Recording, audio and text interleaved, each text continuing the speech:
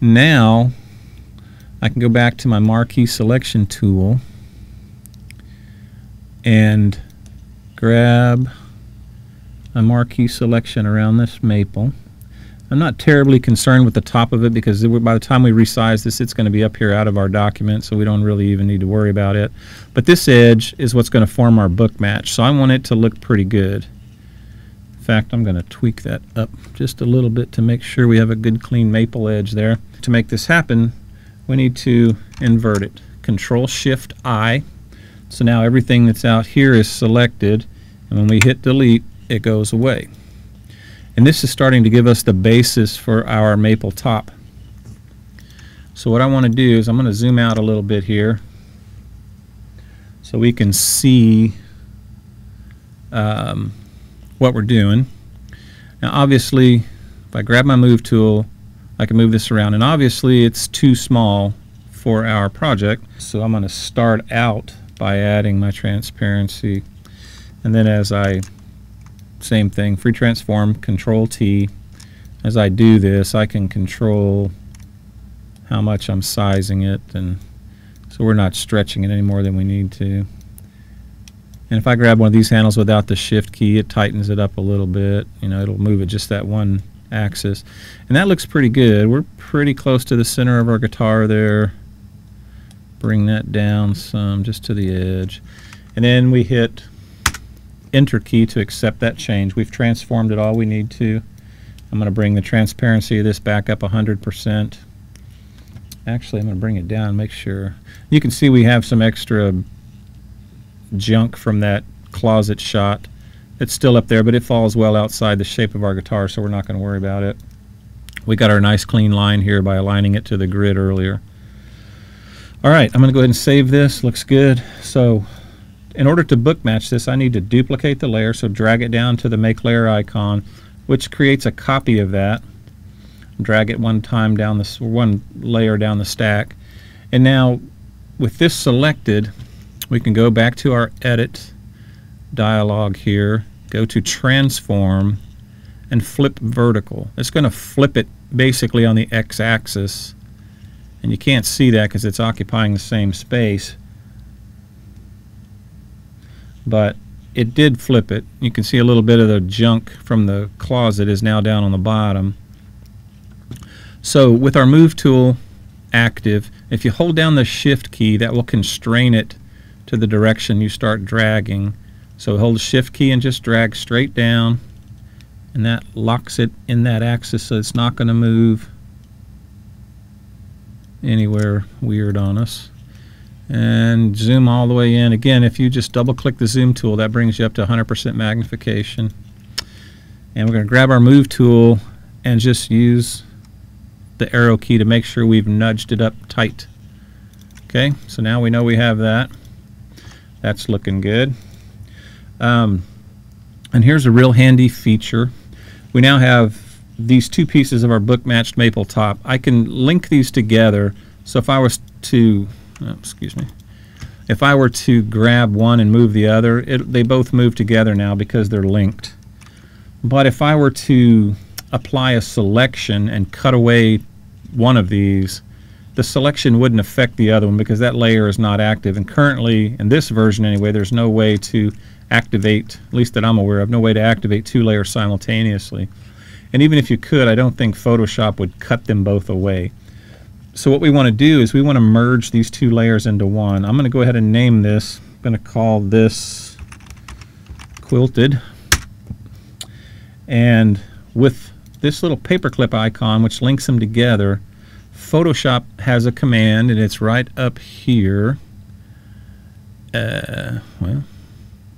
Actually, it's in the layer command, or the layer drop down, and it's merge linked. By turning on that icon, that paperclip, I've linked those two layers together. So it's Control E. So I'm going to let this go and go back to the keyboard and just hit Control E, and watch what happens here. These two layers have now become one. If I turn that icon off, it's all together. Alright, that's important because what we're going to do next is we're going to make a selection to form fit this to our body. But first what I want to do, and I'll explain this later, So I'm going to make a copy of that because we're going to need it here in a minute. And to give you a little teaser, I'm going to call this faux binding. Because in the real world, well, we'll talk about that later. So that's faux binding. We'll deal with that later. I'm going to go ahead and shut it off. I'm going to go down here to our guitar shape, which we've selected so many times, and we will continue to as we go on through this. Control click it. You can now see that we have our selection in place. Again, we have the same issue. We don't want to cut away the pixels on the inside, so we Control Shift I to invert our selection. Now when I hit the delete key, it's going to cut away all that outside and form fit our quilted maple to the top of the guitar. So there we have it. We have our book matched maple top. And it's pretty unimpressive. I mean, it's beautiful, it's nature and all, but it's pretty unimpressive at this point. If we turn our reflections back on, there's a little something happening there, but not great. So that is our book matched maple top.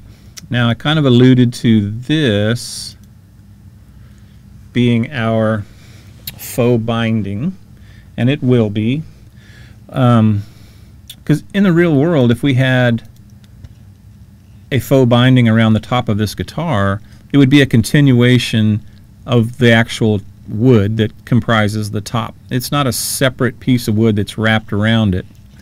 Well, you remember earlier we did our initial bindings. So I can turn this black one on and off. You can kind of see it popping in and out there, or hopefully you can. When we did that, we created a shape by control clicking and using the stroke command to basically paint color around that selection. And that works fine if you're just stroking, just using the stroke command to add a color. But Photoshop doesn't have the ability to take a selection, or to use a selection and wrap an image around that line. And even if it could, it's not what we want, because we want those pixels out there to be a continuation of our top. So that's why we duplicated this layer before we cut it away, because we want those extra pixels outside the outline of our body. So what I'm going to do is I'm going to go down here, I'm going to select the body, and we know if we were to cut this away, it would be exactly the same size as our quilted top. We don't want that.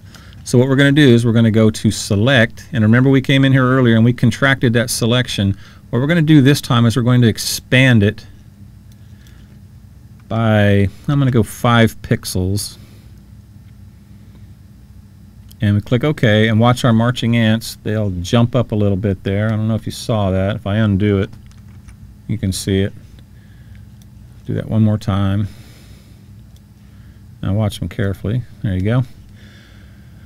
Now we have a selection that is 5 pixels wider all the way around than our quilted maple top. So what we want to do is make sure that layer is highlighted.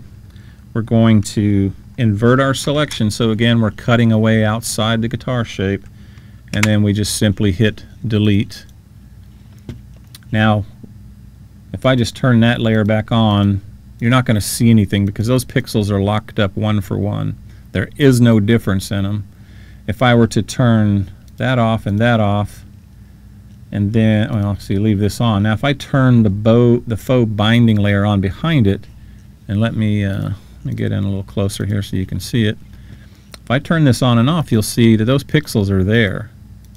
And your eye does a little trick on you and you think, oh, well, that looks different. But if you look at it really closely, you can see that it's there, but it is the continuation of those pixels, which is exactly what you would see in the real world.